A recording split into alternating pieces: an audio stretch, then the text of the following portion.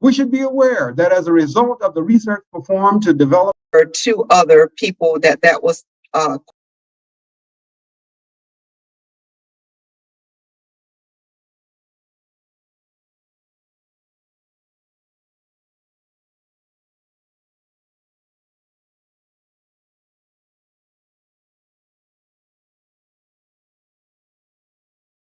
big round of applause for her magnificent performance.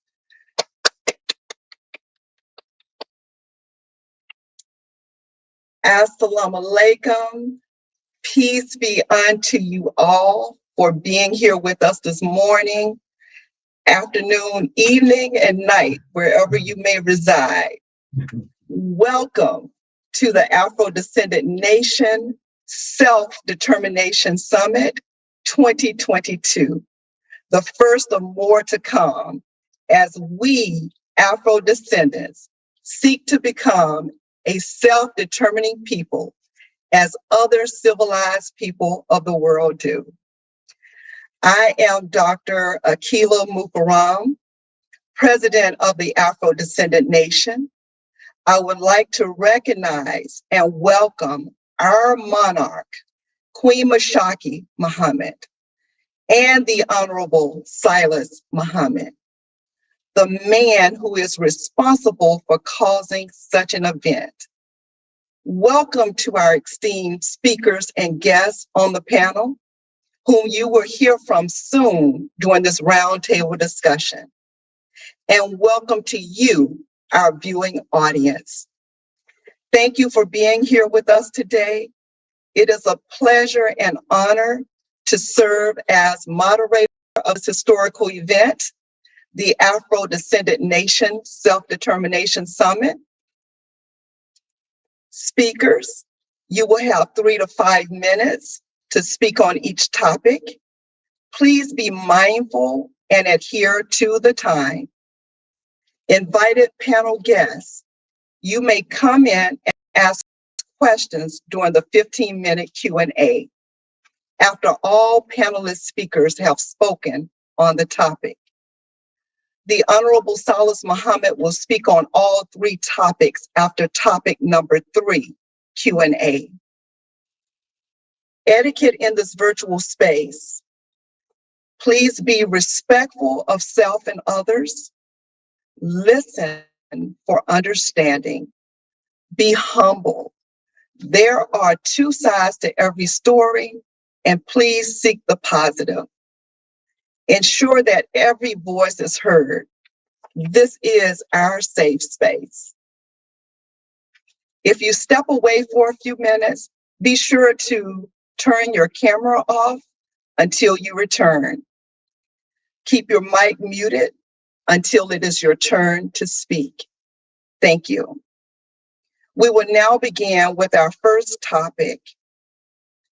Speakers, please give a brief introduction of yourselves and then proceed to answer the question of this topic when I call your name. We will begin with Dr. Brooks Robinson. With Dr. Robinson, he will speak on the topic of what does self-determination look like for you, Afro-descendants, for descendants of what does self-determination look like to you for descendants of enslaved Africans? Thank you very much for that introduction to the topic, this first topic. I'm Dr. Brooks Robinson, founder and co-contributor to blackeconomics.org, which is an internet portal that features vigorous analyses of Black economic concepts, issues, policies, and plans.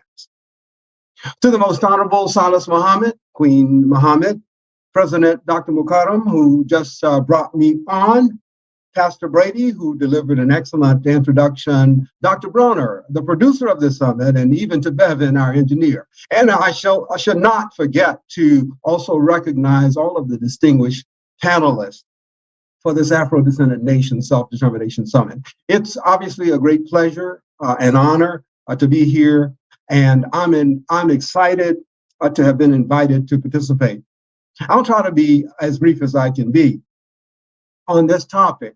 Now, let's start by saying in the field of scientific inquiry, probably the most important question is why.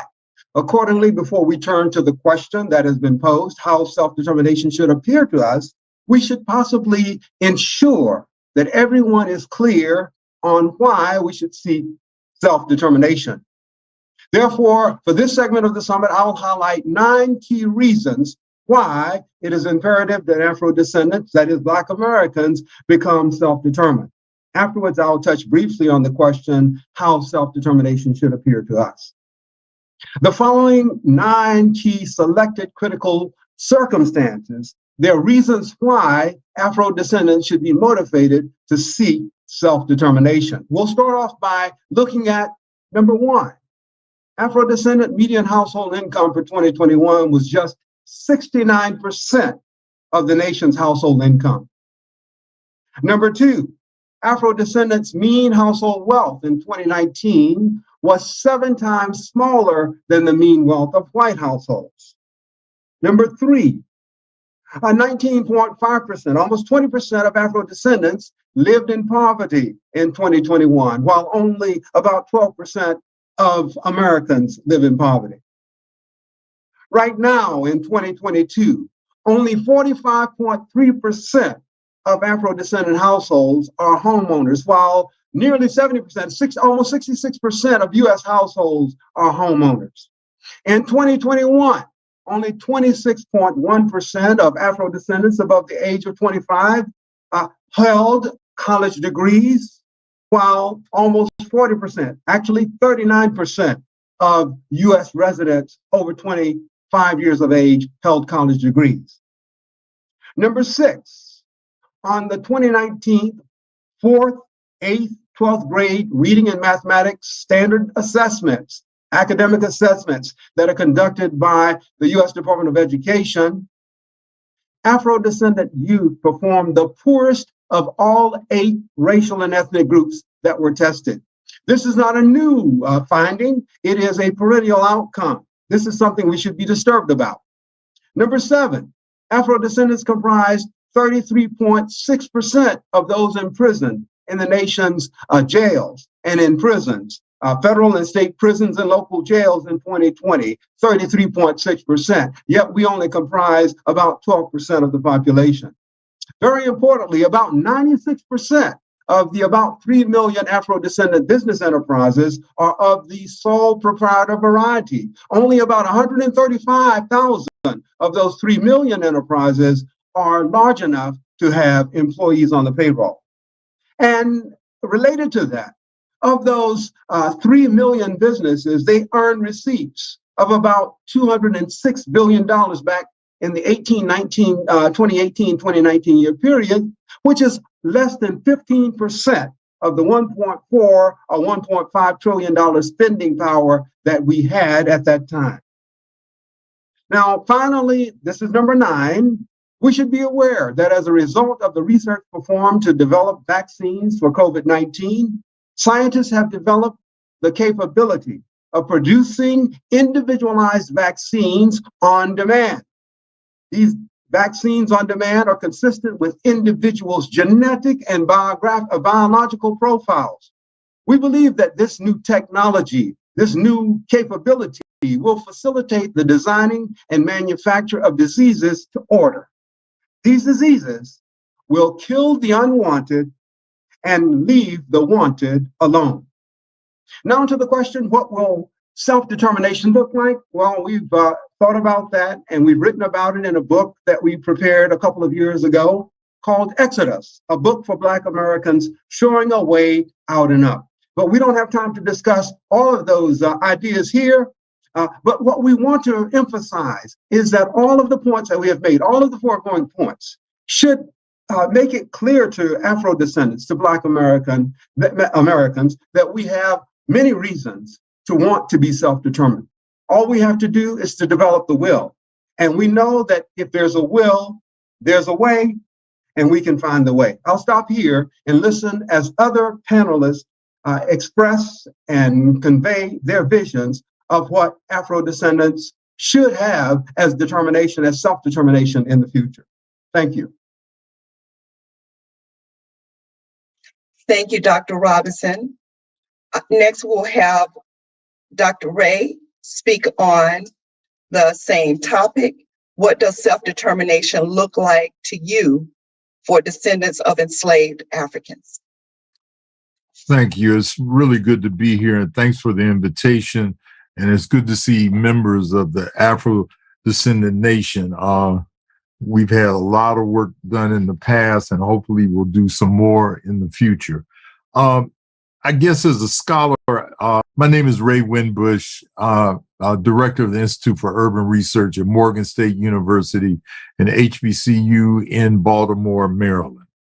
When I think of separation, and that's the only word that I can think of with regards to self-determination, self-determination can only occur when there is political separation, either by eliminating or moving away from alien forces in the Black community. That's the only way you can talk about it. And historically, there's been two brands of that, if you please. The first is international, and we see this mostly in the movement by the Honorable Marcus Garvey in the early 1920s and so forth, that he called for a mass exodus of us, leaving this country, returning to Africa. I'm seeing some of this right now when you look at more African people in America and the Caribbean are returning to Africa, as well as the African nations themselves having things like the years of return that we recently saw in Ghana and Nigeria. The other type of separation that we've seen historically has been internally within the United States. Examples of that would include going back with Edwin McCabe in 1890 when he told Black folk, as well as Ida B. Wells telling Black folk to move to Oklahoma so that they could be self-determining in how they ran their government, schools, and so forth. We see it in the Republic of New Africa during the 1970s and 80s. And one that is not that known, in 1934, Oscar Brown Sr., who was the father of entertainer Oscar Brown Jr., he organized a group called the National Movement for the Establishment of the 49th State. And he actually asked the government and tried to organize the government and Black folk around the country to give us a state. So you see domestic as well as international movements towards self-determination. I think I can't again conceive of, self-determination without removing ourselves from this country. And I doubt very seriously, this government is going to allow Black folk to have a 51st state that would be all Black where people could go. So I think that we really have to talk seriously about relocating our people the way Garvey did in the 1920s and wanted to do, which has not occurred, but we have to seriously think about doing it. I'll stop there and we'll have more discussion later. Thank you.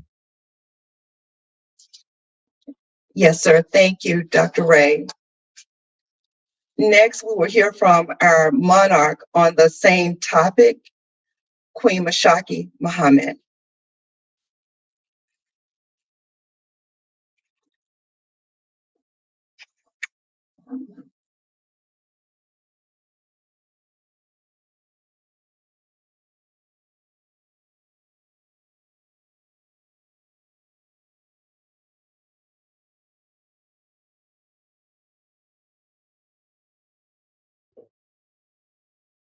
They did it on their side.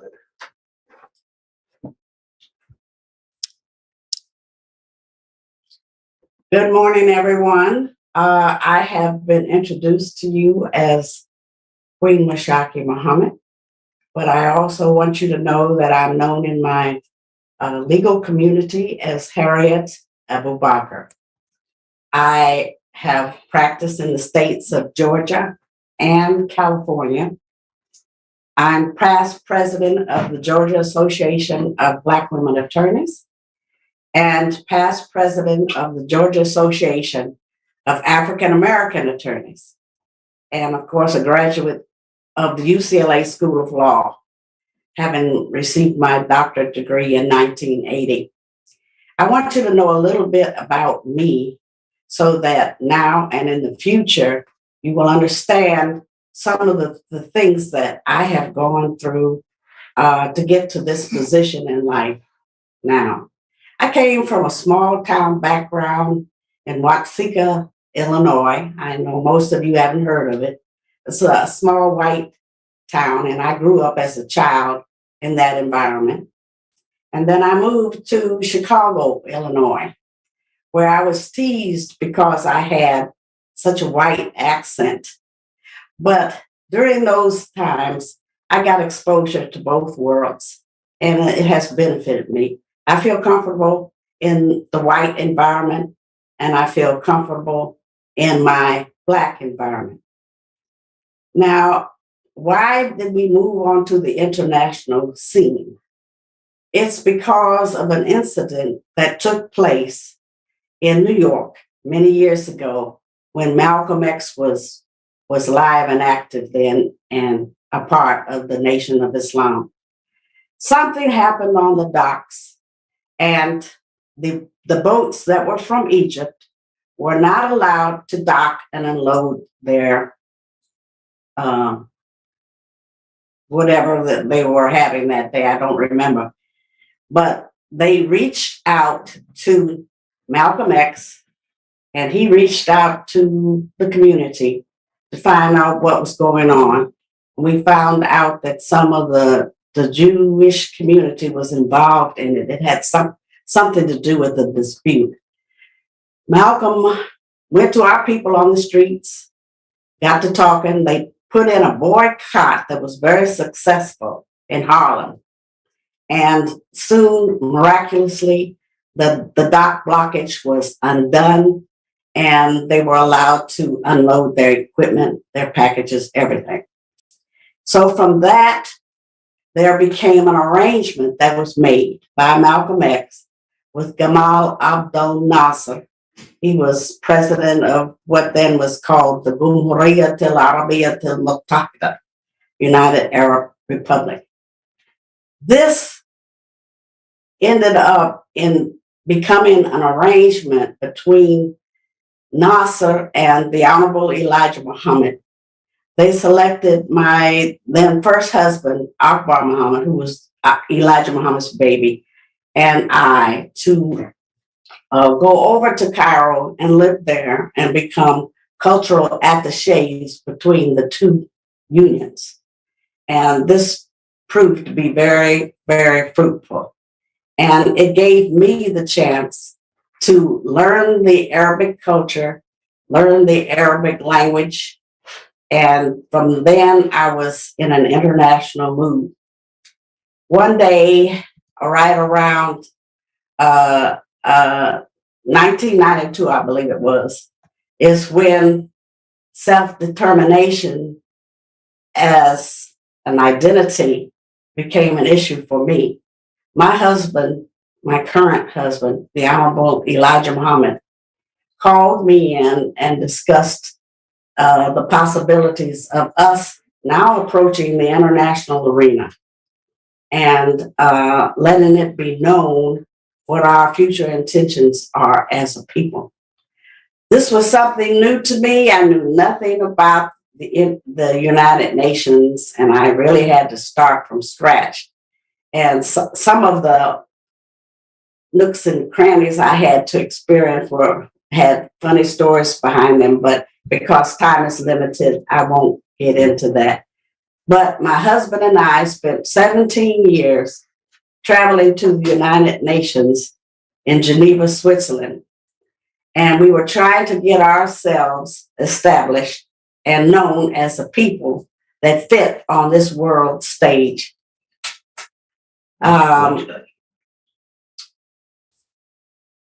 was traveling with my current husband, Silas Muhammad. And we learned a lot of things. During those first few years, we went under the auspices of a church there in Geneva that was giving us training in how to lobby in the United Nations. And at that time, I had no badge. I was not of NGO status. We weren't quite sure what we needed to do. So I did whatever was necessary. I found out that in order to give an intervention there, you had to come in under the auspices of a known and recognized NGO, which stands for non-governmental organizations. And we did find out that it was possible to do that. The guards at the UN weren't really all of that cautious about who was coming in. So if you could act like you belonged, they'd let you in. One day I was a Chinese gentleman who had given me his pass. And that just tickled the heck out of me that I could walk past them and go in there and give an intervention as a Chinese man. But we learned a lot of things in those years.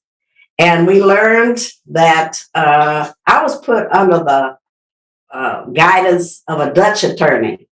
And he would take me around to people, introduce me, and let them know why we were there in the UN. And I want to share this history with you because a lot of our people and the world do not know that that happened in that time and in that manner.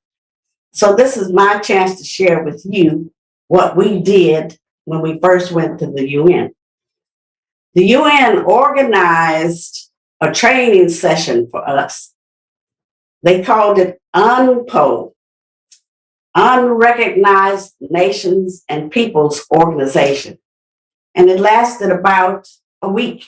And we met in The Hague, the Netherlands.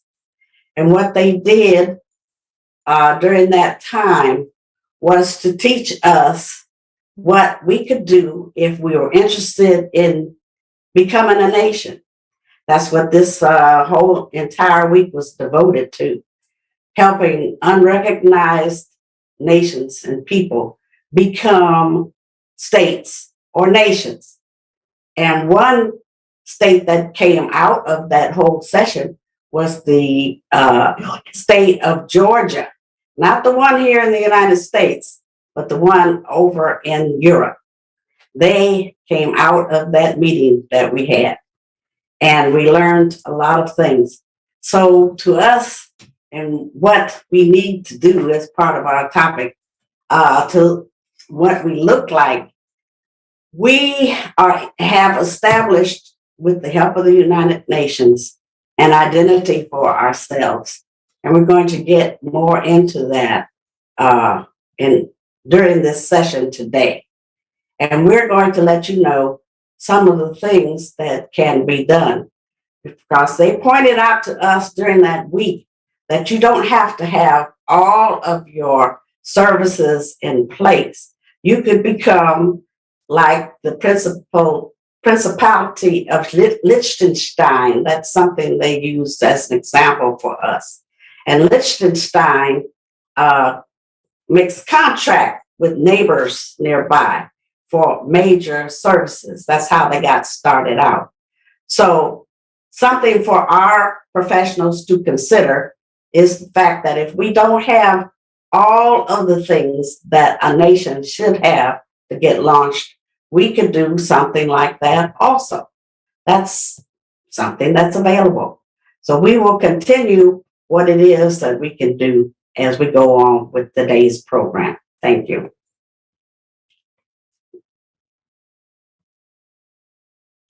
Thank you, Queen Mashaki. Next, we will have Brother Shaka Barak speak on the topic. What does self-determination look like to you for descendants of enslaved Africans? And please provide a brief introduction of yourself first. First, giving praise to the creator of the universe, to the Honorable Silas Muhammad and his wife, Queen Mashaki Muhammad, and the members of the Lost and Found Nation of Islam, and followers of the Honorable Elijah Muhammad, Messenger of Allah, Master Fard Muhammad. I say Assalamu alaikum. I'm also so very thankful to the High God for giving to us the Jamaican-born Honorable Marcus Mosiah Garvey, who gave to us the first and largest mass movement in the United States, the Universal Negro Improvement Association and African Communities League. I'm honored to be invited to participate in the Afrodescendant Nation Self-Determination Summit 2022 alongside of these distinguished panelists. My name is Shaka Barak, a member of the UNIA, and have held many local, regional, and international offices. I'm also the president of the Marcus Garvey Institute, a research organization on the life and the works of the Honorable Marcus Garvey. I also have met Dr. Y.N. Clyde and went to the United Nations on several occasions with the International Human Rights Association of American Minorities. Today, because of my interest in the movie Woman King, I have regular conversations with the United Nations ambassador from the Republic of Benin. What does self-determination look like to me for the descendants of enslaved Africans? To me, the discussion begins thousands of years ago when Africans gave to the world the first civilizations, when we gave art, science, literature, mathematics, and to the world. To me, I must acknowledge the great empires of Ghana, Mali, Songhai, and the kingdoms of Dahomey, Yoruba, Ashanti, Zulu, Hausa, where African women were a major partner in building, maintaining, and expanding our civilizations, whether in war or in peace.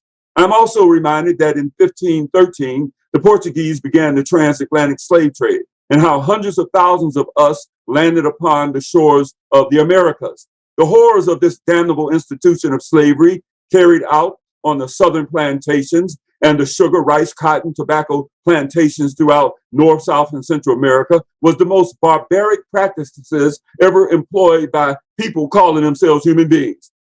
I am once again reminded of how our men and women have resisted. I remember the many petitions and complaints of our people for justice against taxation without representation, but also remember how we fought and died for freedom through the many revolts and insurrections. Because I remember, I am thankful to the Toussaint L. Overtures who gave us the Haitian Revolution. I am thankful to Paul Coffey who sought to set up a separate government in West Africa. And I'm thankful for the insurrectionists like Gabriel Prosser and Reverend Nat Turner. I remember how the Baptist and Methodist churches had a hand not only in serving as places of worship, of schools and places of refuge, but they had hands in the insurrections. In 1865, when slavery was abolished, it was followed by 90 years of Jim Crow and Jane Crow-ism.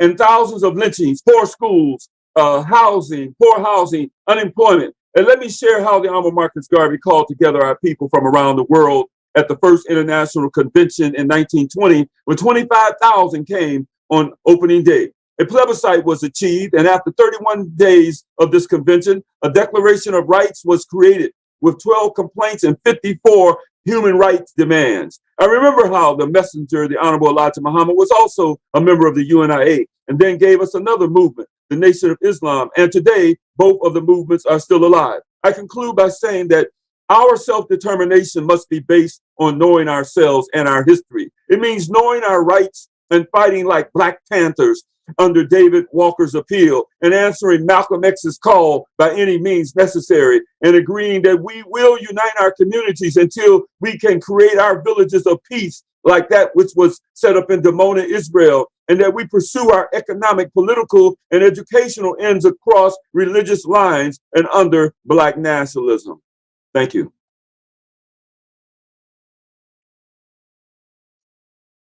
Thank you, Brother Shaka. The legacy continues for the Hebrew Israelite nation. Our condolences to Prince Aziel's family. And we have his son, young Prince, with us here today. Young Prince, if you would honor us and answer the question by introducing yourself briefly and answer the question, what does self-determination look like to you for descendants of enslaved Africans? Absolutely. I'm so honored and privileged to be here this morning amongst this august body. First, invoking the name of God, all of his prophets, and all of the ancestors who have given their life for God. I'm eternally grateful for. I want to thank personally the great leader and teacher that is amongst us, the Honorable Silas Muhammad, his wife, Queen Ashaka, and all of the Laos File Nation of Islam, and all of those who are the Afro-descendant nation, and everyone that is in this beautiful audience and participating in this beautiful conversation. I greet you in the words of peace. Shalom alaikum. Assalamu alaikum. You are absolutely correct. We are mourning the loss of our late great prince, my personal father, Prince Asiel, but we do so not in sadness, but we do so with peace of mind. And I say that as I introduce myself, because my father lived a full life that was dedicated and predicated on the word of God and the liberation of God's people, nation. He trained me, as he did so many others, to follow in his footsteps so that we could continue to liberate our people in the name of God, so that no stone is left unturned. When you say, what does self-determination mean to me? And I will be brief. Even though I am young in age, relatively speaking, because of the experiences of my father and those who he has blessed me to study up under and the knowledge that he has imbued me with, I am very old in spirit. And as our great brother has just articulated the teachings of the Honorable Marcus Mosiah Garvey and all of those great African civilizations that preceded us up into the very day, we don't have an excuse, nor do we have a lack of information or examples that we can follow in this day and time that allows us to be free and have the propensities to enact self-determination. But more so, we're doing it today, this very panel, with all of those who have their expertise, their experience, their knowledge in the realm of self-determination. The answer is, how do we bring it all together collectively so that we all have our part to play in the life source that is self-determination for Afro-descendant nation? Self-determination is implementation. I think that's the very key. It's not that we don't know what to do. It is doing it long enough so that we see the advantageous benefits and that we're able to bring into fruition the result and the desired product. You're absolutely correct. Not only am I a son of my father, Prince Asiel, who was a part and is a part eternally and perpetually of the Hebrew Israelite community, who left America in 1967, first going through the jungles and the bush of Liberia in 1967 and being there for 2.5 years before reaching the promised land, which is not a land of Europeans, but a land of Afro-descendants, and reclaiming our birthright and establishing our own sovereign nation, which was built out of necessity. We were not allowed to participate in their schools. We were not allowed to have the appropriate and proper health care, nor were we allowed to even find minimal jobs that allow us to sustain ourselves. So everything that we had to do was on two fronts. Internally, we would develop the necessary institutions that will allow us to serve and protect ourselves. So we created our own schools. We created our own farms. We created and built our own homes out of an abandoned community that was left from former nuclear reactor workers. We built our own birthing centers, our own sewing centers, and on and on and on. But to finance that, we had to have an external component which would bring in the resources. So we had to develop relationships with other sovereign nations. And that was my father's particular responsibility. not only through America and the diaspora of the Caribbean and South and Central America, he went through the internal or the interior of the continent, reaching all of those who were amenable to Black people having the ability to self-determine their own future. And so we were able to bring the necessary resources in, whether it be support financially, whether it be access to raw materials, or whether it just be other sovereigns backing us as a sovereign ourselves. See, the part that we have to play supersedes whatever our own personal opinion is relative to self-determination. It is seeing the value in each and every one of us and what we bring to the table and allowing that to sustain us. That is the key, and that's how I see self-determination being brought into fruition, because I myself am a product of two worlds. My mother was a Muslim follower of the most honorable Elijah Muhammad and a student of him. And so my very life is the combination of the two. So I was blessed to not just see from the Hebraic perspective self-determination, but from one of the greatest examples known to man through the most honorable Elijah Muhammad and what he was able to do in America, created a nation unto itself. So we have all of the answers. Now we just have to do the work. And I believe that's what we're doing now. That's what we've been doing. If I look at the Honorable Silas Muhammad and the Lost Foundation and the beautiful idea to even grow the concept of a nation of Islam to the Afro-descendant nation, where it's all encompassing, that we're able to morph from 40 to 50 million to 400 plus million. What a beautiful thing. The sacrifice that him and the Queen did by going overseas and studying the necessary law that requires us to be a free nation. I mean, again, we have all that we need at our hands and at our feet. Now it's time to do the work, and it's imperative that my generation understands the sacrifice that was made for me to be here so that we can continue this work and we don't fall asleep and get lulled to sleep by the adversaries who want us to be perpetual slaves. Self-determination is unification. Self-determination is implementation. And that's what I see in this day and time. I thank you so very much for giving me this opportunity to speak. Yes, sir. Thank you, Prince Yusuf. Next, we will have Salih Muhammad speak on the topic, what does self-determination look like to you for descendants of enslaved Africans? And briefly introduce yourself. Thank you. Thank you, Madam Dr. Akila Bukaram, and I want to thank, send greetings to the Honorable Salis Muhammad and Queen Mashaki Muhammad. Thank you so much for having me here. I'm honored to be able to speak on this panel. My name is Salih Muhammad, co-founder of AYAN Global, an acronym for Afro-Descendant Youth Network Global, Righteous Intelligence in the Fight for Human Rights and Self-Determinations for Afro-Descendants, and I'm from Washington, D.C. My vision of self-determination would be the unification of Afro-descendants within the global diaspora for the purpose of autonomous external self-government. According to esteemed law professor Hurst Hanum, self-determination has two aspects, internal and external. Internal self-determination is the right of the people of a state to govern themselves without outside interference. External self-determination is the right of people to determine their own political status and to be free of alien domination, including formation of their own independent state.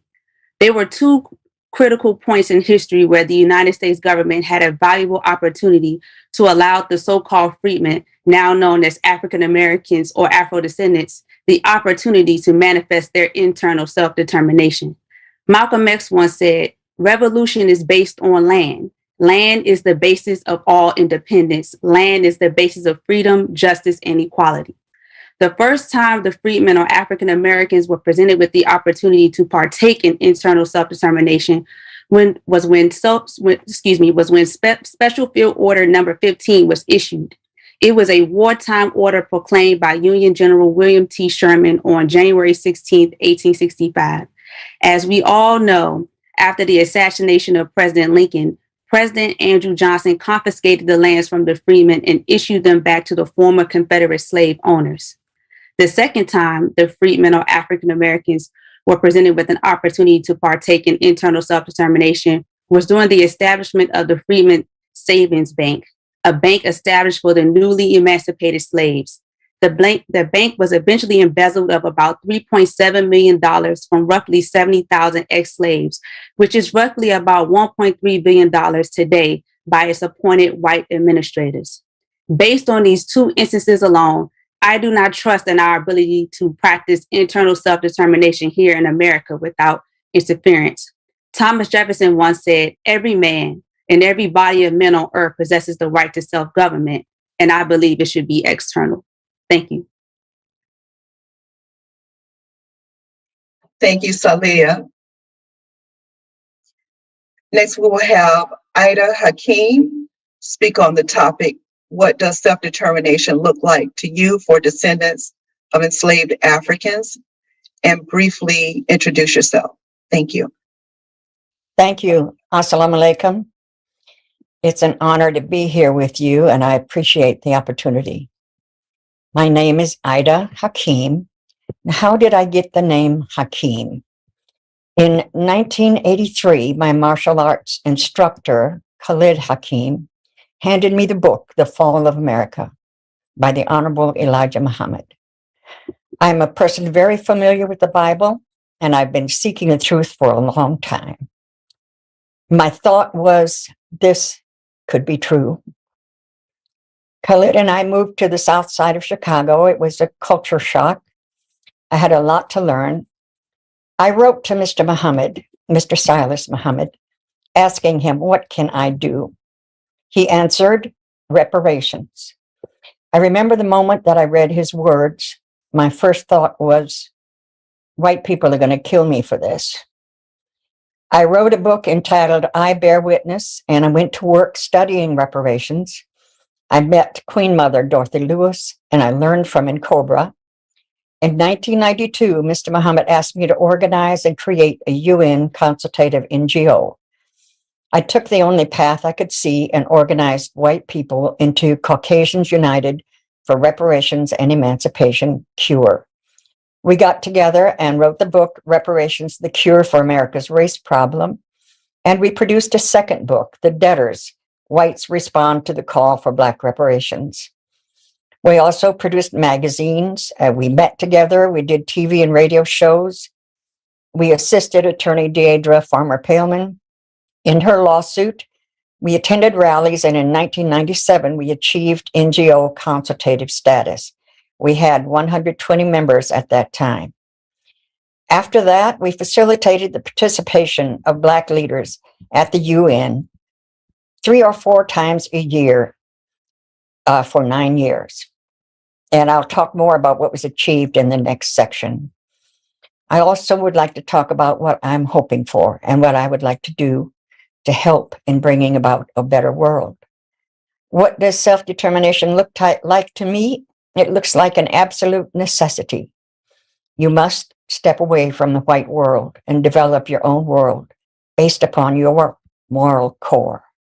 You have the wisdom of the ages, and we need you. The world needs you. I don't have the qualifications to create that world with you. It's for you to do. My desire is to assist you in finding the way to unite as a human family. I believe that's a must in order to attain freedom and recognition as a people. Thank you for listening. Assalamu alaikum. Thank you, Ida. Next, we will have Brother Let speak on the topic of what does self-determination look like to you for descendants of enslaved Africans? And please briefly introduce yourself. Thank you, my sister, and thank you to the family for inviting me to be on this panel today. My name is Willard Leck. I am the male co-chair of the National Coalition of Blacks for Reparations in America. Founders of this organization had the insight back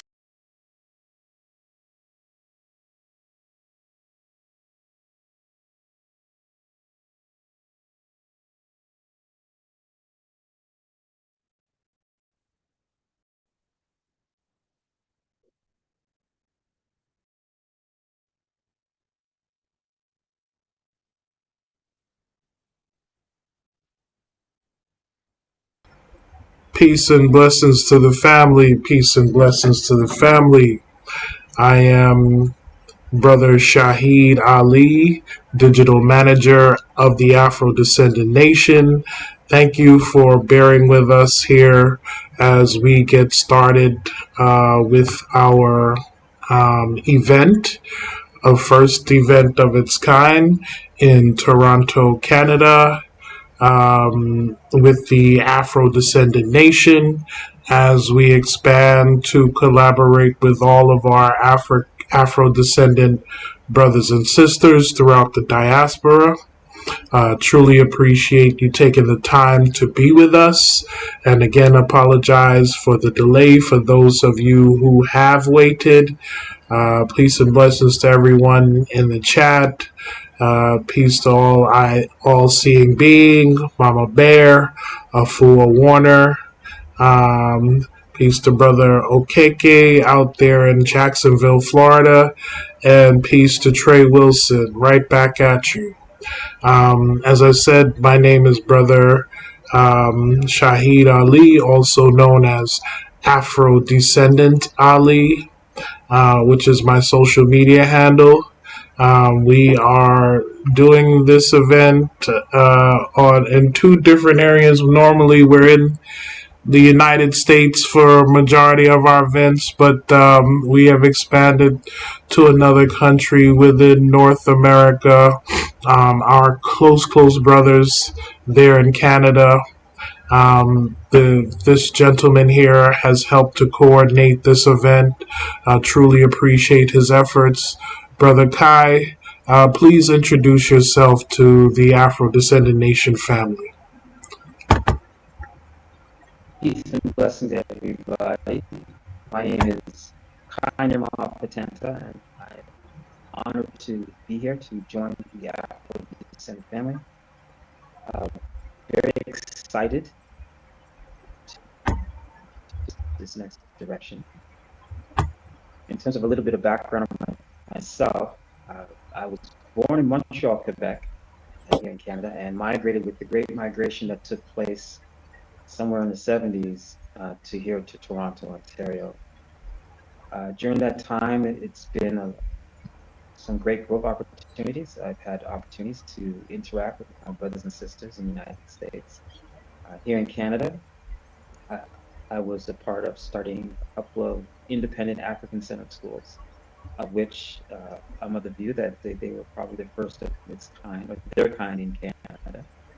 During this time, I've also worked in mental health, but more importantly, I've done or been committed to really servicing our community, whether it be bringing back ancestral teachings to children, through the arts, through drama, theater, music, through enhancing physical and mental health through martial arts, and to really help build a community that is striving towards reclaiming and recapturing our self-determination. So I've been very blessed to meet Brother Shahid and other people in the nation. I fondly say I'm not sure how it's happened, but I'm happy I hopped on the train and plan to be a part of whatever work that needs to take place throughout Canada. So even though I'm here in Toronto, I am committed to traveling throughout Canada to help spread the word and help to build. So thank you, and again, really honored to be here. Truly appreciate it, sir. And if you're from the north of the border there, please let yourself be known in the chat, and leave your email address with us as well, so we can connect with you. If you're part of the reparations movement, if you're part of the self-determination movement, if you're a nationalist, Pan-Africanist, or if you just believe in justice, we'd love to connect with you and work with you as well. For those of us, this is a global movement. We're taking our place on the world stage as a people. Afro-descendants, if we were, as far as a ranking, is concerned, we're the fourth largest group of peoples on the earth. So that's pretty significant, 250 million spread throughout the slavery diaspora. Again, I am Brother Shahid Ali. Thank you again, Brother Kai. And just wanted to give a brief overview for the family there in Canada. I do have prepared a presentation. Let's get this going here.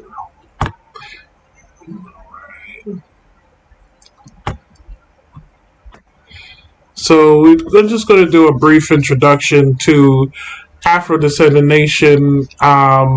Afrodescendant Nation is the latest installation or institution that has come out of work that has started over 30 years ago. And the man that you're seeing here depicted at the United Nations, the work started by this man, the Honorable Silas Muhammad, and his wife, Attorney Harriet Abubakar, and Madam Ida Hakim. So we pictured him here because a lot of this work started more than 30 years ago, and a lot of this work has come about as a result of his efforts. So we'll just start with the mission statement and a summary of the work, and also the work at the United Nations, and just go over, do an overview of the past events that we have done, as we've been very busy with the Afro-Descendant Nation here, as most of you know who are subscribed to the channel. So for the mission statement of the Afro-Descendant Nation, our mission is to unify Afro-descendants around the issues of self-determination, human rights, and reparations for the development of a nation with peace and liberty through fair, equitable, and just laws. The working definition of Afro-descendant, as recognized by the United Nations, the term Afro-descendants refers to descendants of peoples who were forcibly dispossessed of their homeland, Africa, were transported to the Americas and slavery diaspora for the purpose of enslavement, were subjected to slavery, were subjected to forced mixed breeding and rape, have experienced through force the loss of mother tongue, culture, and religion, and or have experienced racial discrimination due to lost ties and partially lost ties from their original identity. All of this describes the experiences of those who would be classified under the identity in the United Nations and internationally as an Afro-descendant.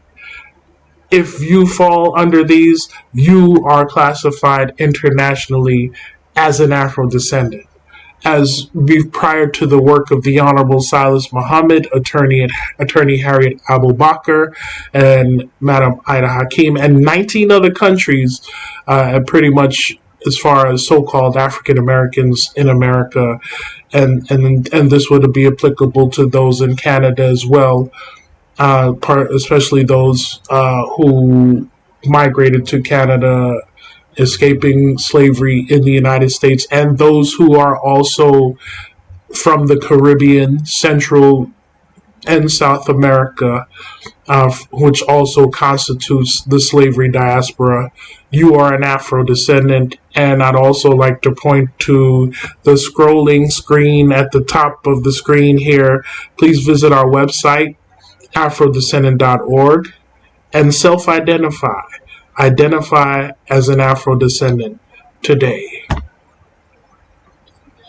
So, Afro-Descendant Nation, the major themes are identity, self-determination, and reparations. Identity and self-determination are essential components for achieving full and complete reparations. Identity. The crucial role of Afrodescendant as global identity for African Americans in slavery diaspora. The term Afrodescendant represents more than just a label. It is a powerful acknowledgement of the shared history, struggles, and resilience of descendants of enslaved Africans across America. By recognizing the collective trauma of forced displacement, cultural erasure, and the loss of fundamental human rights, this identity can serve as a foundation for unified action. Adopting the Afro-descendant identity will empower efforts toward reparatory justice and self-determination and foster a sense of global solidarity among all descendants of enslaved African people in the Americas. So those of us who are descendants of those within the slavery diaspora, never before had we had an opportunity to kind of collectively collaborate and pursue something together as a result of the trauma that our ancestors faced and the lingering effects of those things that are still prevalent among us today. Here is the opportunity to embrace this identity, and we can continue these collaborations and discussion around identity and pursue reparations and self-determination. Self-determination, a path to freedom, justice, and equality for Afro-descendants. Reparations must have self-determination to achieve complete freedom, justice, and equality. Afro-descendant communities must have the autonomy to shape their future. To be meaningful, we must identify the connections between reparations and the right to self-determination. Reparations and self-determination go hand in hand. Self-determination comprises self-governance, economic independence, and cultural sovereignty.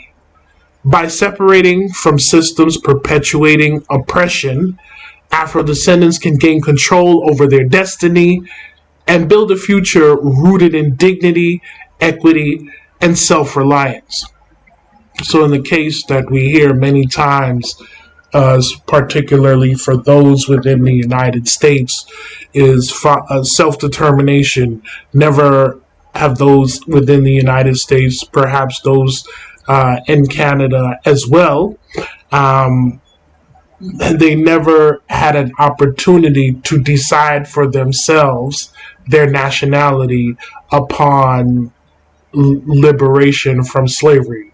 Upon being freed from slavery, especially within America, we just kind of inherited this citizenship without being able to choose for ourselves what our destiny was. Self-determination falls within that. For the first time after 400 years, we would like to decide what that looks like for us going forward. Separation. Why is separation necessary to achieve freedom, justice, and equality for Afro-descendants? Historical oppression.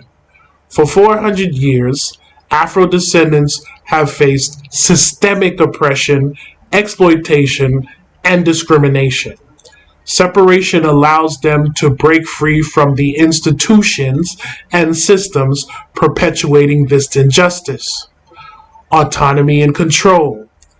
Separation provides the opportunity to create and control independent systems, political, economic, educational, and social design to serve Afro-descendants' needs and interests without interference from those who historically oppressed them.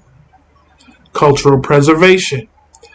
It allows for the preservation and flourishing of Afro-descendants' unique cultural identities, traditions, and values which have often been suppressed and marginalized under oppressive systems.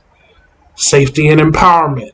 Separation can create a safer environment, whereas Afro-descendants can thrive without the constant threat of racial violence, discrimination, and systemic inequality. True equality, achieving genuine equality, requires dismantling power imbalances. Separation enables the creation of spaces where Afro-descendants can build their foundations for success, free from the dominance of those who have historically held power over them.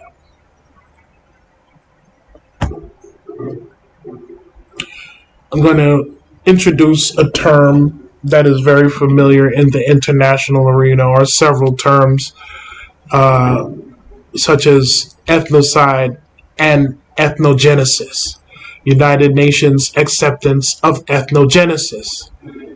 Ethnocide, the deliberate and systemic destruction of the culture of an ethnic group.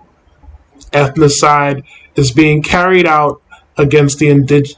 As an example, ethnocide is being carried out against the indigenous people by the destruction of our way of life. End quote.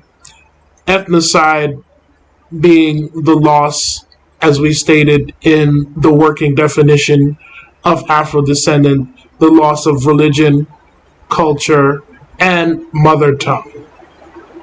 In the case of the African American people, or nations in North, Central, and South America, and the diaspora, the deliberate and systemic destruction of our original identity by forcible dispossession of our homeland, Africa, being kidnapped to the Americas, and slavery diaspora for enslavement, forcibly subjected to slavery, and forced mixed breeding and rape, have experienced through force the loss of mother tongue, the essential component that makes the essence of a people, their history, culture, and religion. So this is what we classify as ethnocide. The erasure, the forced, you have to stress forced, the forced erasure of culture. Excuse me, it's raining really heavy in the background where I am, so hopefully you can still hear me family. So we have experienced ethnocide, with whether it be North America, Central America, South America.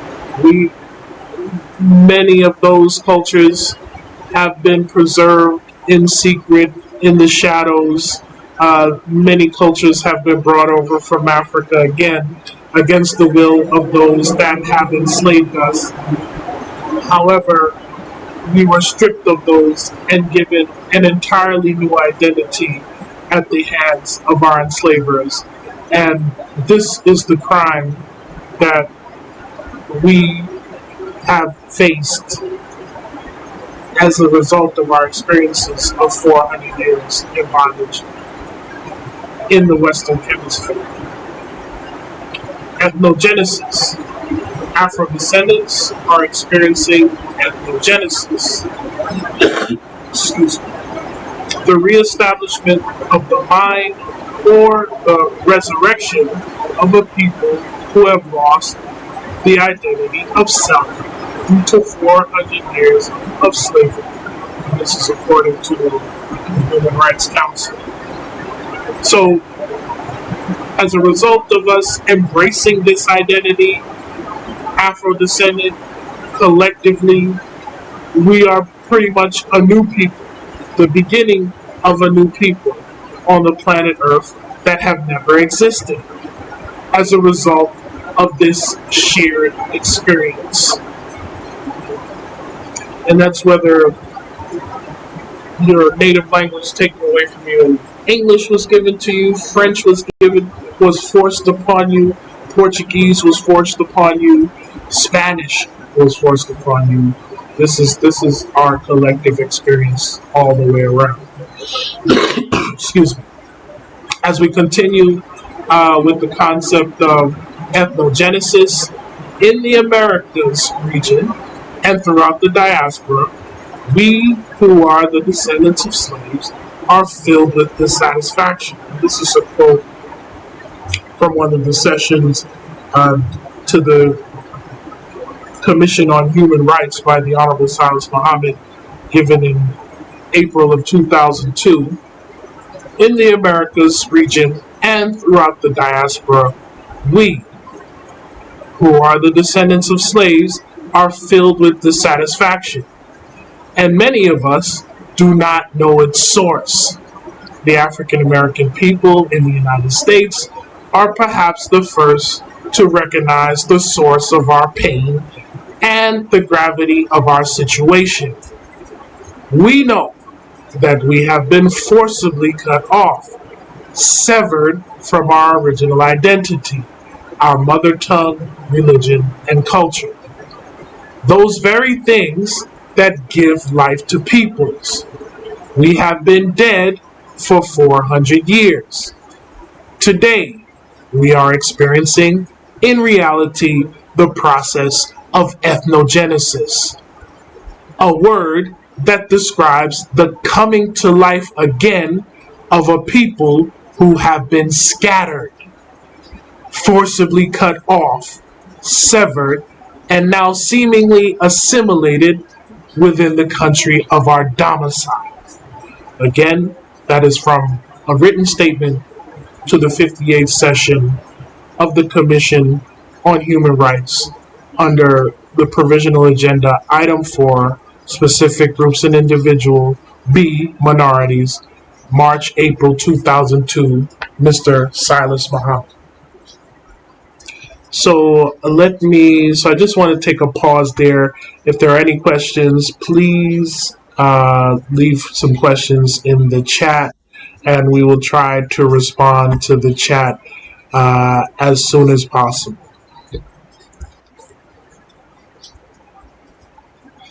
And I'd like to introduce you to our website, in which I'd like many of you to go, whether you're watching on the live stream or you will watch on the recording. Peace, Sister Cody. How are you? Can you hear me? Our wild sister is checking in. I am on our website. Hopefully everyone can see the website. Our website is Afrodescendant.org. We ask those of you to take a visit to our website, and you will find all of the information that I have imparted to you today there on the website. So I wanted to close out with a few of the works that have been done over the course of 30 years by the Honorable Silas Muhammad, Attorney Harriet Abu Bakr, and Madam Ida Hakim, and the 19 others, and so many others. We salute all of those that preceded us, and just wanted to, again, reparations, identity, and self-determination. We haven't really touched on reparations. We mostly talked about the identity, but as you can see on the website, reparations is part of our principles as far as pursuing self-determination. Why reparations? To repair the damage and lingering effects of plantation slavery, to restore us to a state of independence and self-determination, to govern ourselves according to our wishes and desires, to attain true freedom, justice, and equality on some of this earth that we can call our own. But what I also wanted to point out is a lot of the work the Honorable Silas Muhammad has done, and you can watch many of our videos to get the specific story about the regional seminars in the early 2000s, starting just following the World Conference Against Racism, on how the name Afrodescendants came about, the identity. So in 1994, the Honorable Silas Muhammad petitions for reparations, excuse me, under the United Nations, to the United Nations under the 1503 procedure. Again, this is on our website, Afrodescendant.org. 1997, Mr. Muhammad again issues a written statement to the United Nations. 1998, written and oral statements to the United Nations. 1999, 2000, written and oral statements. 2000, written statement to the World Conference Against Racism. 2001, written and oral statements to the United Nations. And again, here's where I discussed the formation, foundation of the name, the term. Internationally recognized identity of Afro-descendant came about as a result of United Nations sponsored regional seminars for Afro-descendants in Honduras in 2002. And then another written and oral statement in 2002 to the United Nations. You can read the full statements at our website, Afrodescendant.org, and I would be remiss to leave out allforreparations.org, where there's a list of 20 plus written and oral statements by representatives of All for Reparations, by Cure Caucasians United for Reparations and Emancipation, by the Honorable Silas Muhammad, and so many others. There are pictures and that document this history very well of all of the experiences over the last 30 years. And also what I wanted to point out on our website, in the section Why Reparations, it would be your opportunity, section there.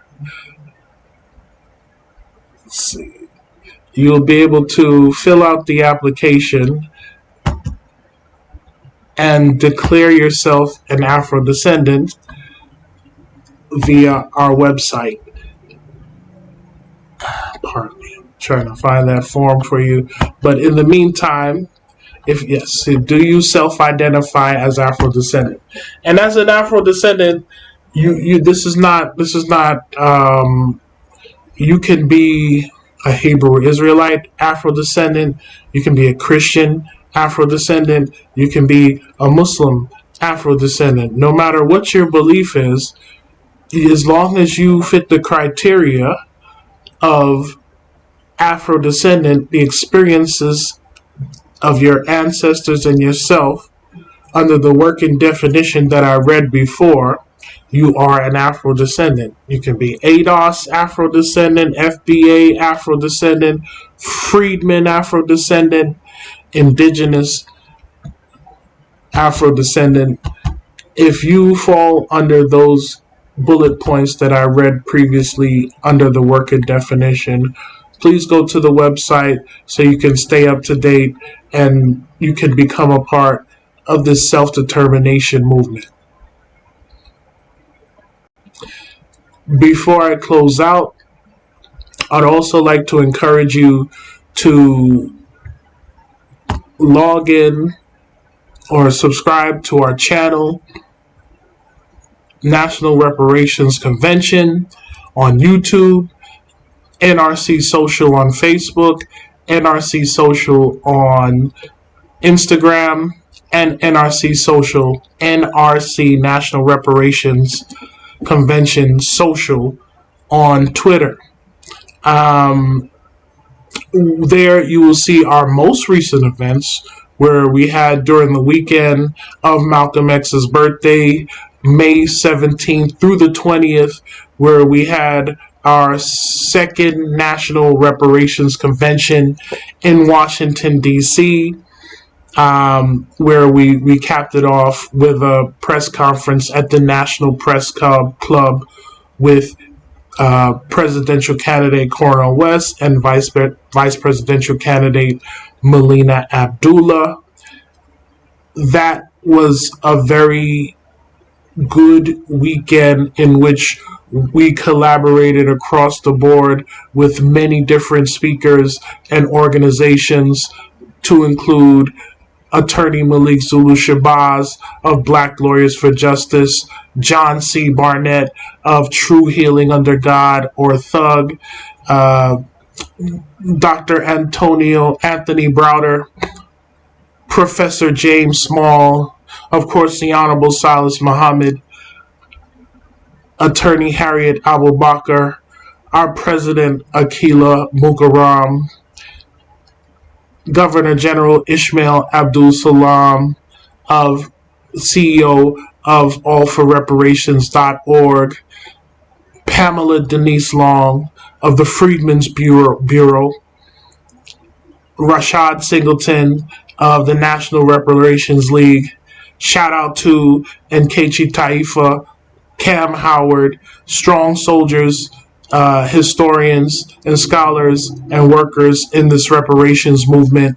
That was our National Reparations Convention that took place this past May. You also can find a recording of that on this on our social media platforms.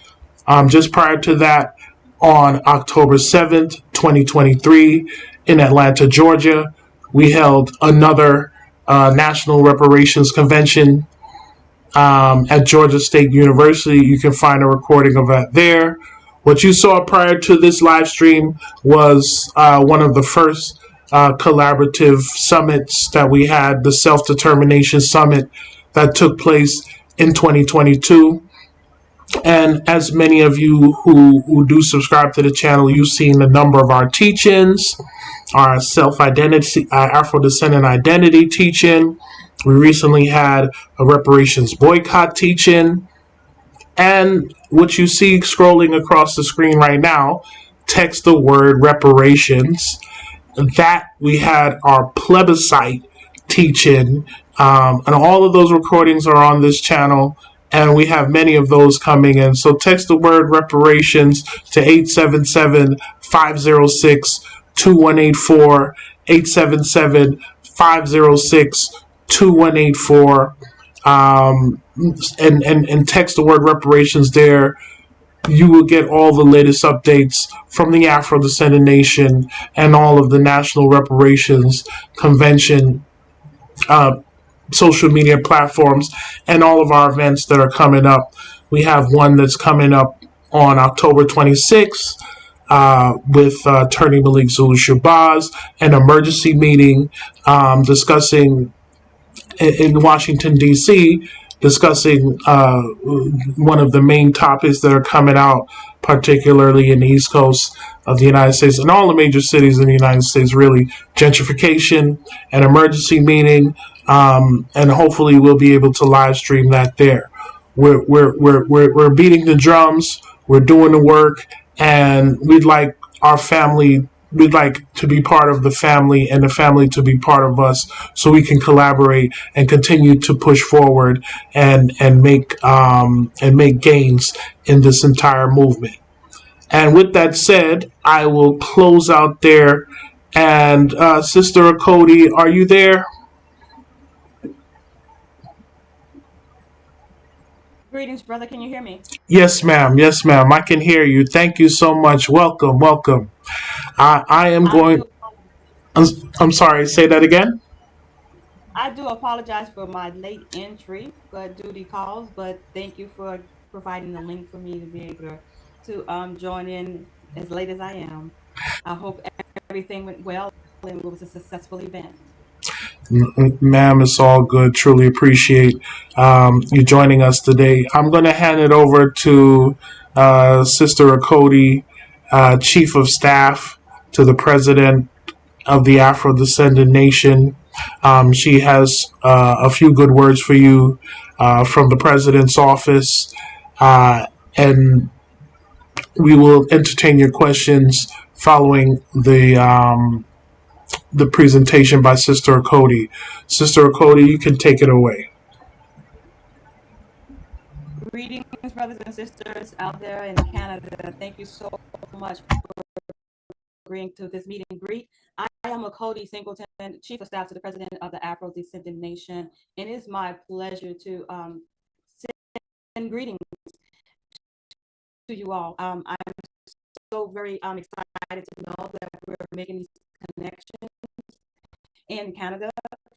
You all. We're working expeditiously hard to try to spread the word about the Afro-descendant identity. One thing that we have in common is our ancestors were enslaved and abused for a number of years, and we're coming, like our dear brother Dr. Martin Luther King said, we want to go and collect our check. And so it is very imperative that we garner as much support from as many of our brothers and sisters throughout the diaspora that identify with Afro-descendant.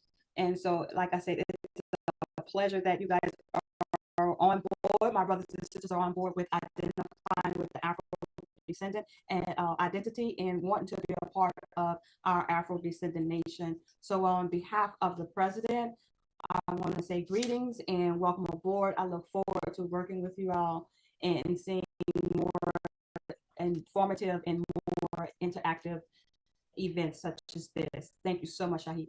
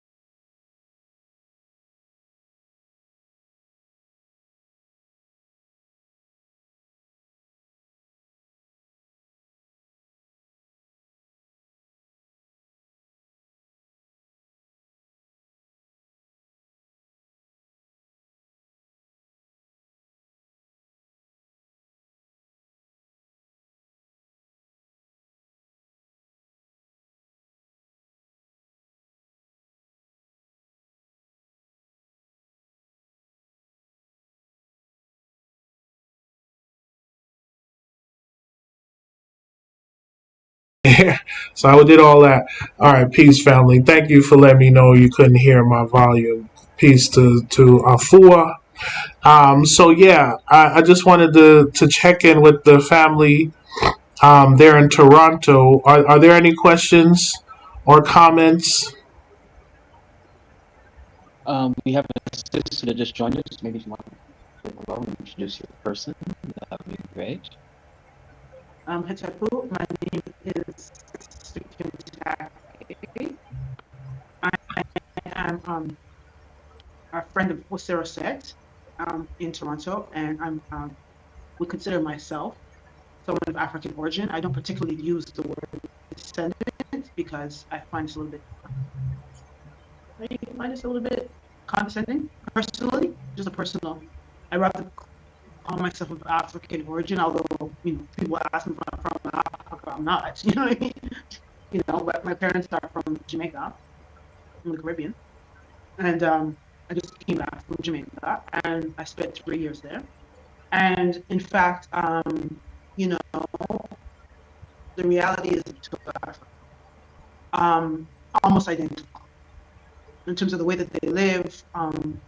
They still do things like carry water. They still pick fruit off the trees. You know what I mean? It can be either very rural or very urban. So I think as a person of African origin from the Caribbean or coming from the Caribbean background, I think it's important for both of us to educate ourselves in addition to the reparation. I think education is important because we don't really know how similar we are, as well as African Americans. When we see Anna, we don't realize how similar our culture is. So, and the fact that we think a lot of people say we've lost the culture, but after spending 3 years in the Caribbean, I don't really see what we've lost per se, other than maybe the language. But a lot of cultural things. I spent some time in Africa as well. I don't want to be too long-winded, but thank you for having me, and I appreciate the discussion. No, pleasure. If I can ask a quick question, what parish did you spend time in? Because it was my first time in Jamaica living there, I went out there on vacation. I've been in Manchester, and I was in Clarendon because I was on the border. My mother's from the Clarendon border. I was in Manchester, I was in Clarendon, I was in St. Catherine, I was in St. Anne, I was in St. Mary, and because I'm of Maroon ancestry, so I went there to also study the Maroon culture and get more familiar with the Maroon tradition and culture in Jamaica. And learned that we still have our language as well. We still speak Twi. A lot of the Maroon elders still speak Twi. And the Maroon language is actually Twi, Aka and Twi. So it would be beneficial to the African continental diaspora and for the community here for us to understand that Jamaica is not just about reggae and marijuana and dancing. There's a lot of African culture in Jamaica, like a lot. I was shocked personally. So it was an education experience for me. So I went there to educate myself, and I think that I learned a lot. It's that I had no idea. I didn't know when I went to the Maroon towns. I had no idea. I actually met a relative because my mother, unfortunately, she doesn't know her father. Because some things that come, later. It was the. But anyway, she doesn't know her father. So we are a particular name, and I found out that my grandfather, my mother never knew, is from a Maroon town. Because a man that lived in the Maroon town told me he knows my grandfather, or he knows of my grandfather. All that I've learned, and it's a lot to unpack. There's joy, but there's also trauma. There's also questions that I have because now I have to reshape my belief about Jamaican culture. You know what I mean? I have to reshape everything that I believed, everything that I thought that was Jamaican. I have to now restructure my mind about what is Jamaica based on my experience. And I found myself carrying water, which I've never done before, because in the village, when there's no water, we have to carry water. So, the Jamaicans were looking at me like, why is this Canadian here carrying water? So it was a wonderful experience, even carrying me, and I really appreciate being able to be here. That's beautiful. Thank you for sharing that, and I agree. We do have to find out the places where we do align, and I'm within many Afro-descendant communities, there are instances in which some of the culture has been preserved. In the case of the United States, particularly in the American South, I know for a fact in South Carolina and other places like that. And in Latin America, etc., Haiti, you will also find that. So we do have that shared experience, and with further collaboration, we look to discover, more of the similarities than we do as opposed to the differences. So truly appreciate this. I am also part Jamaican, also. So from Westmoreland. Oh, Westmoreland. Yes. Best beaches in Jamaica. Yeah. Yeah. Some of the best beaches in Jamaica. So truly appreciate it. Look forward to hearing from you again. Hopefully you get your email, you sign up through the website. And would love to have you interview you on this channel as well about your experiences in Jamaica. Thank you. Thank you. Brother Kai, so before we close out, I just wanted before we logged on, and we did have the conversation last week. Just wanted to get a snapshot of the pockets of Afro descendants throughout Canada in the various provinces, and we know Ontario being the largest and most common. And sorry for disturbing you, a snack in there, but just wanted to just get a brief, quick rundown, if you would be so kind. Thank you, sir. Yeah, so when we look at Canada as a whole, we'll find the largest population in Toronto, and then the second largest would be in Montreal. Right, so for those of you who are not familiar, I'm going to kind of go from Toronto, which is kind of central east, and we're going to go east. I'm just going to walk us east, and so we're going to go to Montreal, Quebec. There we'll have a large, not only Afro-descendant population, but when we break it down, we'll find a lot of people of Haitian descent there in Montreal. Then we're going to go further east, and really what we're going to find in Halifax, Nova Scotia is one of the older populations. And next to Halifax, Nova Scotia, there will be Prince Edward Island and Brunswick, Newfoundland. Very small, very, very, very small. But in Halifax, Nova Scotia, we will find quite an interesting history where we have the recordings back. So then now we're going to go further. We're going to go west, and right next to the province of Ontario, we're going to have Manitoba, and specifically Winnipeg, Manitoba. And so Winnipeg, there will be also a small pocket, but a very robust group of people. In Ontario, sorry, let me just also say, there will be the city of Ottawa, which is the nation's capital. So you'll have a groupings there in Ottawa. And as we go west of Ontario, let's just go west of Ontario. We have Winnipeg, Manitoba. Then we're going to have the Prairie Provinces. So the Prairie Provinces would be Saskatchewan, and very small groupings there. In terms of Regina, Saskatoon, so very, very, very small groupings. But very important to note that it's a very long history. So in Canada, although the numbers may be small in many areas, there is a great history of longevity of people settling in pretty much all the provinces. And there's a lesser known history in places outside of Ontario. Now, within Canada, we have the territories, and the territories are north. The thing about the territories is they are the home of what we call the indigenous peoples, like the Inuit and such. The thing about Canada, the territories, is you literally, as far as I can see from a map, you got to go through Canada to get to the North Pole. So the populations in Northern Ontario and Northern Canada are not very high. Most of Canada's population is situated along the borders of the United States in the south. And that is primarily because of weather. It is extreme weather in the north. There are certain people that live here know that there are just times of the year where you don't go north